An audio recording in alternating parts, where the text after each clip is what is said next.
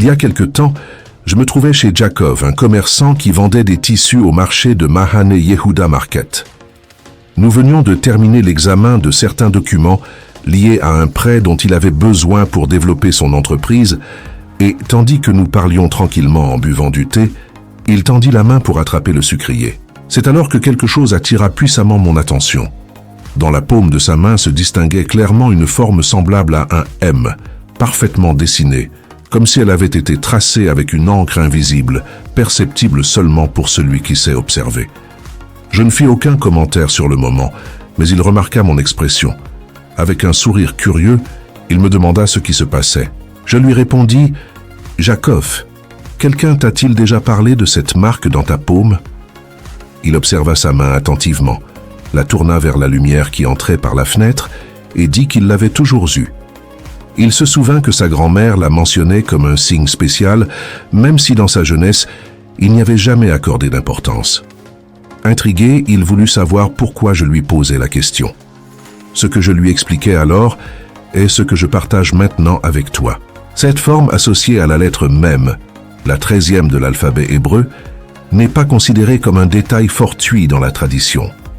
Au fil des générations, de Jérusalem à Cracovie et de Salonique à Bagdad, ainsi qu'à Casablanca et à Varsovie, certains érudits ont observé que cette configuration apparaît chez des personnes dotées d'une sensibilité particulière. Il ne s'agit ni de supériorité ni de favoritisme divin, mais d'une responsabilité différente, un poids qui peut devenir bénédiction lorsqu'il est orienté vers le bien. Il convient de le préciser dès le début. Nous ne parlons pas de superstition ni de croyances vides. Il s'agit de réflexions transmises par des générations qui ont analysé la vie avec une attention minutieuse, reconnaissant des schémas qui, pour elles, faisaient partie d'un ordre plus vaste. Dans la tradition juive, chaque élément de la création possède un but. Toute forme ou symbole, visible ou non, participe d'une signification plus grande. Si un signe apparaît précisément dans la main, instrument avec lequel nous travaillons, aidons, soutenons ceux que nous aimons et pratiquons la générosité, alors il mérite d'être examiné avec respect et profondeur. Si ces paroles éveillent quelque chose en toi, si tu sens qu'elles se relient à une intuition qui habitait déjà en toi, partage-les avec ceux qui sauront les apprécier. Plus qu'un divertissement, ce type de contenu cherche à transmettre réflexion et conscience spirituelle. Parfois, les messages arrivent à des moments décisifs, et beaucoup interprètent ces coïncidences comme faisant partie d'une guidance providentielle. Plus loin, je parlerai des pratiques qui, selon la tradition, aident à renforcer l'équilibre intérieur et à orienter correctement cette sensibilité. Cependant, il est d'abord nécessaire d'en comprendre le fondement. La lettre Mem est liée au Mayim, l'eau vive qui coule, purifie et soutient l'existence. Dans la mystique juive, elle est associée à la profondeur et au secret, à ce qui demeure caché jusqu'à ce que la personne soit prête à le comprendre. Sa valeur numérique est 40, chiffre qui, dans la tradition, symbolise des processus de transformation. Moïse demeura 40 jours sur le mont Sinaï. Le peuple traversa le désert pendant 40 ans et le déluge dura 40 jours dans l'ancien récit. Ce nombre marque des transitions décisives, du désordre à l'équilibre, de l'immaturité à la croissance, de la confusion à la compréhension. Dans cette perspective, la présence symbolique du Mem dans la paume peut être comprise comme une invitation à assumer des processus de changement profond et conscient. Lorsque cette figure se distingue dans la paume, certains maîtres de la tradition l'ont comprise comme un signe visible, rappelant à la personne sa connexion avec une dimension plus profonde de la réalité. On dit qu'elle symbolise une intuition aiguë, une capacité à percevoir ce qui n'est pas toujours évident et à comprendre des nuances que d'autres peuvent négliger. Cependant, cette perception n'est pas considérée comme un privilège pour la mise en valeur personnelle, mais comme une responsabilité éthique, l'utiliser au service de la vérité, du bien commun et de la construction d'un environnement plus juste. Ce n'est pas un ornement symbolique, mais un outil qui exige un travail intérieur. Au fil des années, j'ai rencontré plusieurs personnes qui portaient cette marque, et en observant leur vie, j'ai trouvé des traits qui se répétaient souvent. Non pas parce que le signe agissait comme quelque chose de magique, mais parce qu'il semblait indiquer une sensibilité déjà présente dans leur caractère. Beaucoup d'entre elles, dès leur jeunesse, manifestaient une conscience très éveillée face à l'injustice, à la souffrance d'autrui ou à la fausseté. Il leur était difficile de rester indifférentes lorsque quelque chose n'allait pas, même en sachant que parler pouvait leur apporter des conflits ou des incompréhensions. Curieusement, c'étaient aussi des personnes vers lesquelles les autres se tournaient en temps de crise. Amis, membres de la famille ou connaissances cherchaient à leurs conseils sans pouvoir expliquer entièrement pourquoi ils leur faisaient confiance. Il y avait dans leur manière d'écouter et de regarder une profondeur qui inspirait la sécurité. Je me souviens particulièrement d'une femme de Safed qui vint me consulter il y a quelques années. Elle portait cette marque aux 2 mains, ce qui est peu courant. Pendant une grande partie de sa vie, elle eut le sentiment de porter un poids invisible. Elle percevait les tensions familiales avant qu'elles n'éclatent, détectait l'insincérité derrière certaines paroles et captait la douleur dans le regard des autres avec une clarté qui l'épuisait émotionnellement. En larmes, elle me demanda pourquoi elle devait tout vivre avec une telle intensité et pourquoi elle ne pouvait pas vivre avec la légèreté qu'elle voyait chez d'autres. Je lui expliquai que ce qu'elle percevait comme un fardeau pouvait aussi être compris comme un appel. Cette sensibilité n'avait pas à devenir une souffrance permanente. Elle pouvait se transformer en une force pour accompagner, orienter et soutenir. Au fil de l'histoire, des figures comme Jérémie, le roi David ou même Moïse ont ressenti le poids de leur mission avec des doutes et des craintes. La différence entre le vivre comme une bénédiction ou comme un fardeau réside dans la manière dont cette énergie est canalisée et dans le but auquel elle est mise au service. Il est également essentiel de préciser quelque chose. Cette marque ne transforme automatiquement personne en être supérieur, ni ne garantit un destin extraordinaire. Ce n'est ni un sceau de sainteté, ni une promesse de succès spirituel.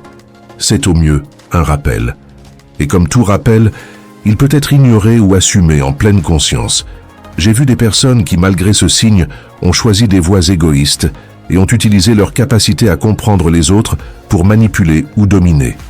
Mais j'ai aussi connu ceux qui ont transformé cette même sensibilité en un soutien discret pour leur communauté. Conseillers prudents, défenseurs des plus vulnérables et voix sereine en temps de confusion. Au final, le sens n'est pas déterminé par la marque dans la main, mais par les décisions que chacun prend avec ce qu'il a reçu. La tradition enseigne que lorsque le Créateur imprime un signe, il le fait avec un but précis. Rien dans l'existence n'est considéré comme fortuit. Si cette marque apparaît précisément dans la main, symbole de l'action, du travail, de la générosité et de la bénédiction, elle est interprétée comme une invitation à construire, contribuer et transformer. Mais ce potentiel ne s'active pas seul. Il exige une décision consciente, une discipline quotidienne et une cohérence entre pensée, parole et conduite. D'un point de vue psychologique, complémentaire à la vision spirituelle, la main représente la convergence de notre histoire personnelle, de notre tempérament et de nos choix. Les anciennes traditions de lecture symbolique des lignes, présentes dans diverses cultures et également réinterprétées dans la pensée juive au fil du temps, observent comment les traits associés à l'intellect, à l'émotion et à la vitalité se croisent et forment des motifs.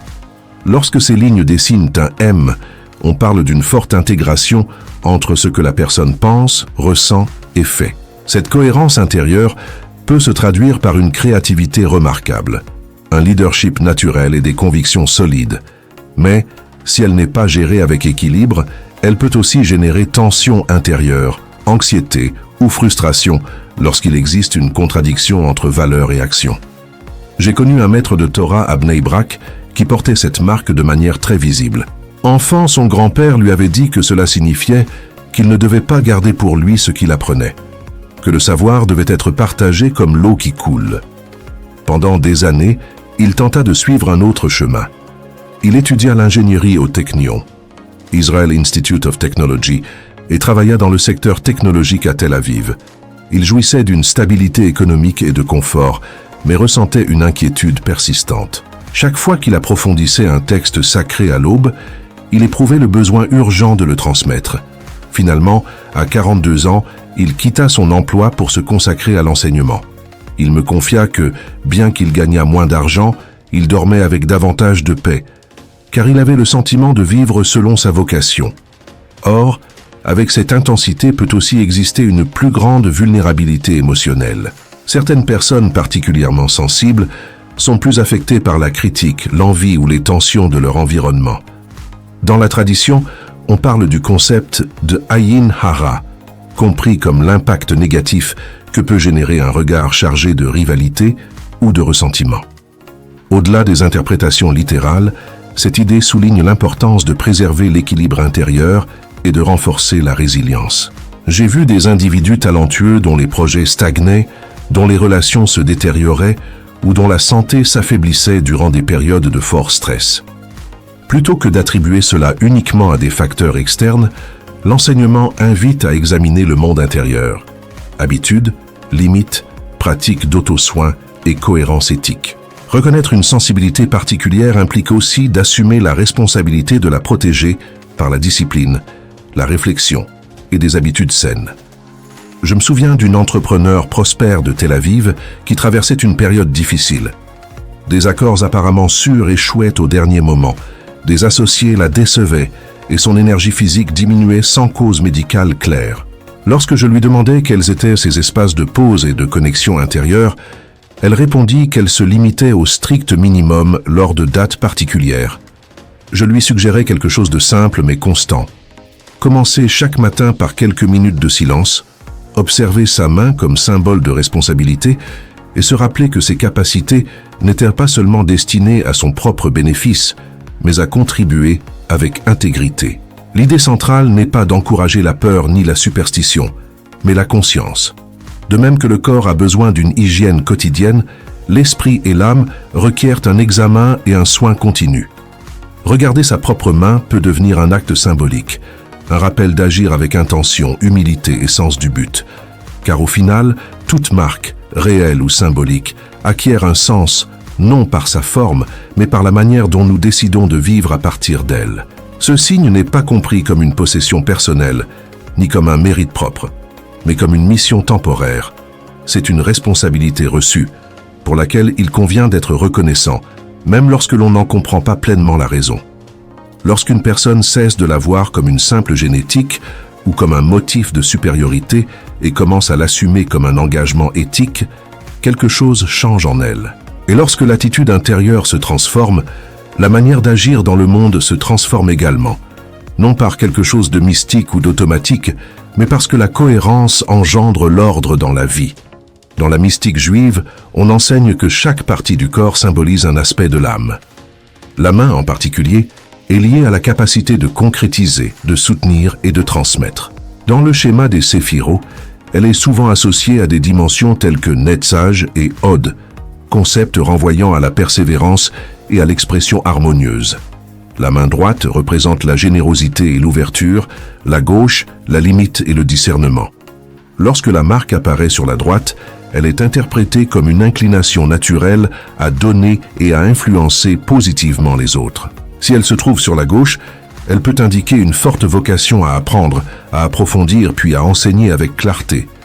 Et lorsqu'elle se distingue sur les deux, la personne vit souvent un cycle intense de réception et de partage constant, enrichissant mais aussi exigeant s'il n'est pas géré avec équilibre.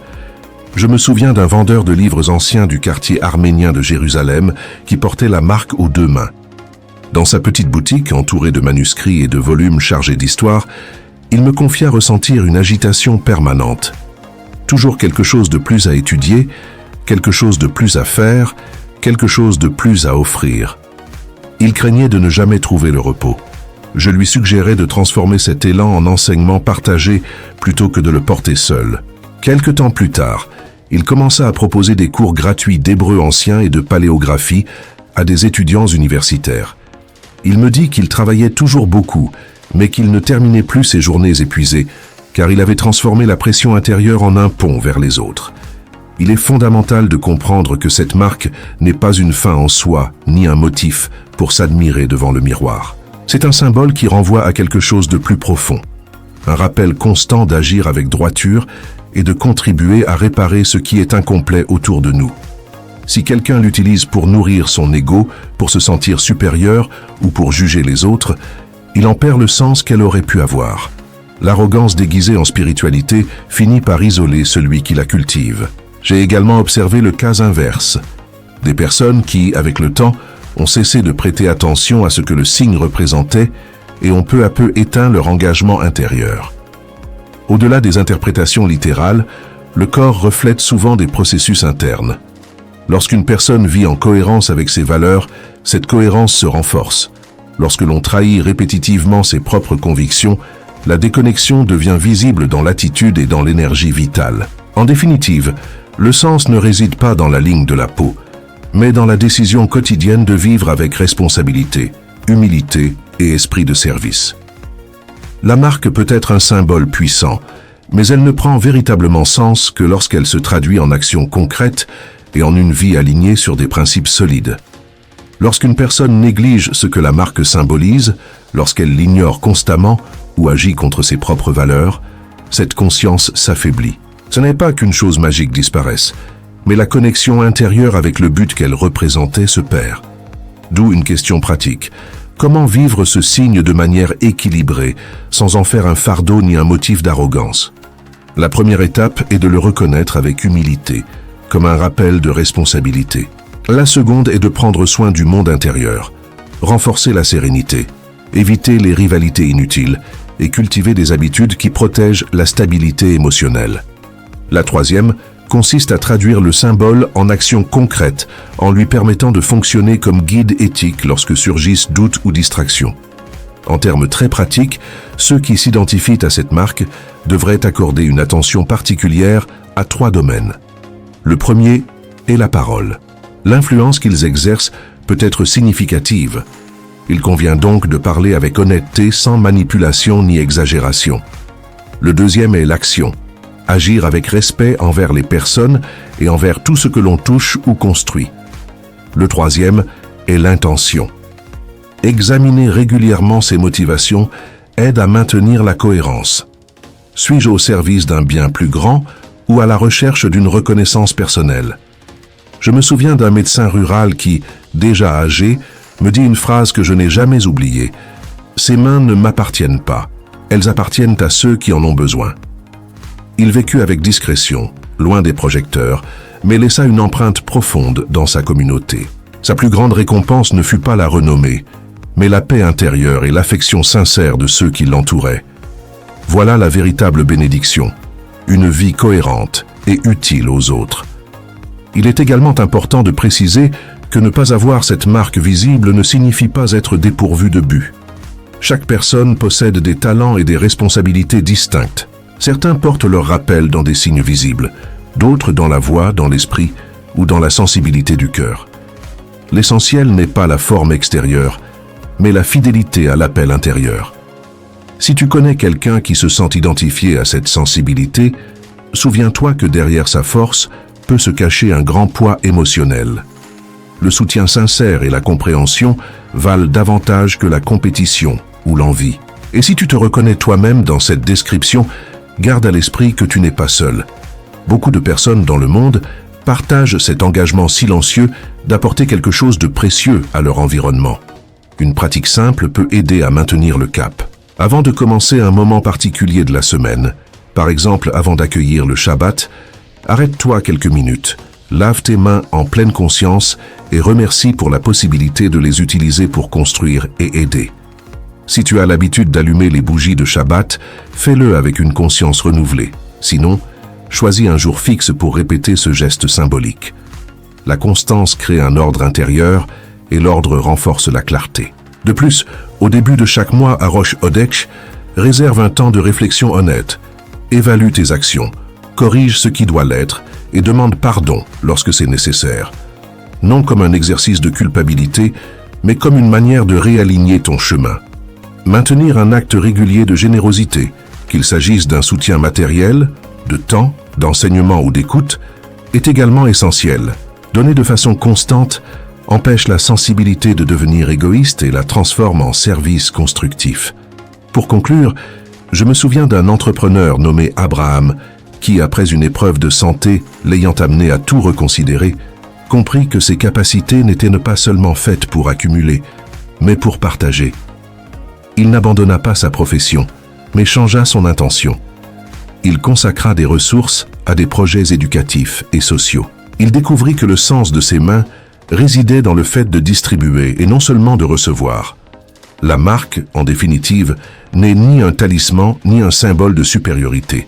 C'est un langage qui invite à vivre avec conscience. Lorsqu'on la comprend ainsi, elle n'élève pas l'ego mais approfondit la responsabilité. Que tes actions construisent, que ton cœur demeure humble et que ton chemin soit guidé par la compassion et la vérité. Shalom.